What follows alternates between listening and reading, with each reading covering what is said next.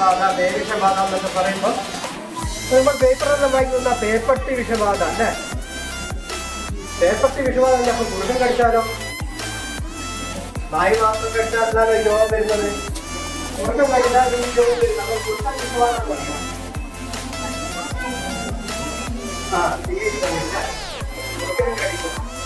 അപ്പൊ ഇതില് നമ്മൾ ഇംഗ്ലീഷ് പറയുന്നത് നമ്മളെ നാട്ടിൽ നമ്മൾ പറയാം ഭ്രാന്തനായി കഴിച്ചിട്ട്. ഭ്രാന്തനായി എന്ന് പറയാം നമ്മള് ഇവിടുത്തെ എങ്ങനെയാ പറയാ? ഭ്രാന്തനായി കഴിച്ചിട്ടുള്ള രോഗം അറിയാം. നിങ്ങളെ അടുത്ത ദിവസങ്ങളിൽ പത്രങ്ങൾ പത്രം വായിക്കുന്നത് ഉമിനീരിലൂടെ നമ്മളെ നായിൻ്റെതോ പൂച്ചയുടെ ഉമിനീരിലൂടെ നമ്മുടെ ശരീരത്തിൽ രോഗം കടക്കുന്നു. പക്ഷെ എന്നാൽ പിറ്റേന്നത്തേക്കൊന്നും രോഗം വരില്ല അല്ലേ? നായി കഴിച്ചാൽ എത്ര ദിവസം കഴിയും രോഗം വരെ? ഭ്രാന്തമായി കഴിച്ചാൽ രോഗം വന്നിട്ട് അറിയാം.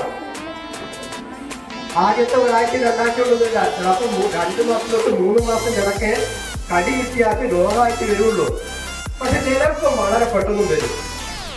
അപ്പൊ കടിക്ക് കുറെ പ്രാധാന്യമുണ്ട്. ഇതൊക്കെ നിങ്ങൾ മനസ്സിലാക്കണം.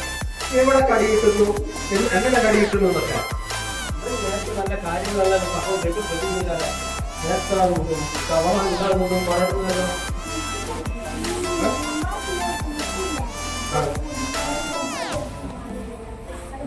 ഇതിങ്ങനെ മെല്ലെ മെല്ലെ ഉള്ളോട്ട് എത്തും. അപ്പൊ ഒരു നായിന് ഭ്രാന്ത് കളിയാല് അതിന്റെ എന്താണ്? നിങ്ങൾ ഭ്രാന്തൻ നായി എന്ന് കേട്ടാൽ എന്താണെന്ന് മനസ്സിലാക്കിയത്? ഭ്രാന്തൻ നായെന്ന് കേട്ട എല്ലാരെയും കടിക്കും, ഓടി നടന്ന് കടിക്കും അല്ലേ? വായിൽ നിന്ന് വരെയും പതിയൊക്കെ വന്ന് അതിങ്ങനെ ഓടി നടന്നുകൊണ്ടിരിക്കും. ഒരു കാരണമില്ലാണ്ട് കടിക്കും.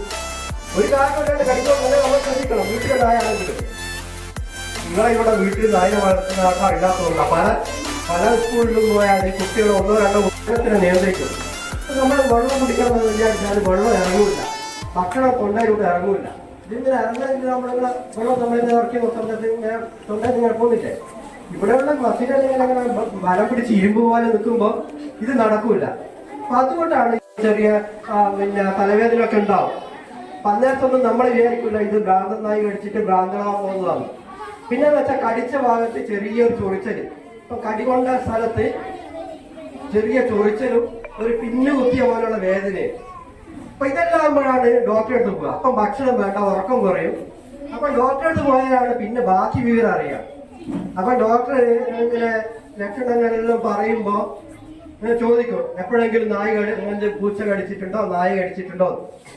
അപ്പൊ അങ്ങനെ കടിച്ചാല് അപ്പൊ ഡോക്ടർ പിന്നെ നോക്കാന്ന് വെച്ചാല് ഒന്ന് ഫാനിട്ട് നോക്കും. അപ്പൊ ഇങ്ങനെ രോഗം സംശയിക്കുന്ന ആളെ ഫാനിന്റെ അടുത്തിരുന്നാല് ഇയാളെ മുഖവും കഴുത്തും എല്ലാം പെട്ടെന്ന് ഇങ്ങനെ വലിഞ്ഞു പിടിക്കും. അതാണ് ഉണ്ടാവുക.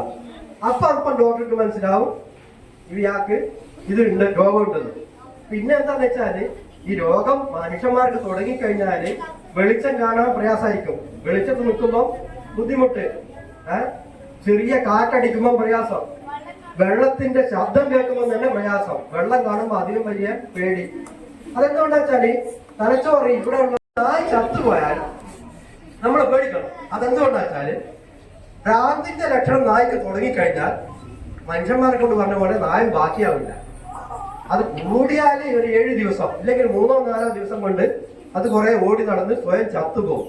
അതെന്താ വെച്ചാൽ അതിന് ഭക്ഷണം കഴിക്കാനാകുന്നില്ല. അതിന്റെ തലച്ചോറിനെയാണ് ഇത് ബാധിക്കുന്നത്. നമ്മുടെ തലച്ചോറിനെ ബാധിക്കുന്ന രോഗങ്ങളുടെ ലക്ഷണം എന്താ? തലച്ചോറാണ് നമ്മളെ കമ്പ്യൂട്ടർ അല്ലേ? നമ്മളെ കൈയിളക്കാനും സംസാരിക്കാനും എല്ലാം പറയുന്നത് തലച്ചോറാണ്. തലച്ചോറിന്റെ രോഗം ബാധിച്ചാൽ തലച്ചോറ് ശരീരത്തിലുള്ള മറ്റു ഭാഗങ്ങളൊക്കെ തളർന്നു പോകും. തലച്ചോറ് നിർദ്ദേശം കൊടുത്തിട്ട് കൈയും കാലും ഇളക്കാൻ പറ്റുന്നത്. അപ്പൊ തലച്ചോറിനെ ബാധിക്കുന്നതുകൊണ്ടാണ് രോഗം ഇതാകുന്നത്. അപ്പൊ ഞാൻ പറഞ്ഞു നായ കടിച്ചിട്ട് 3 മാസം എടുത്തെന്താകുന്നത്?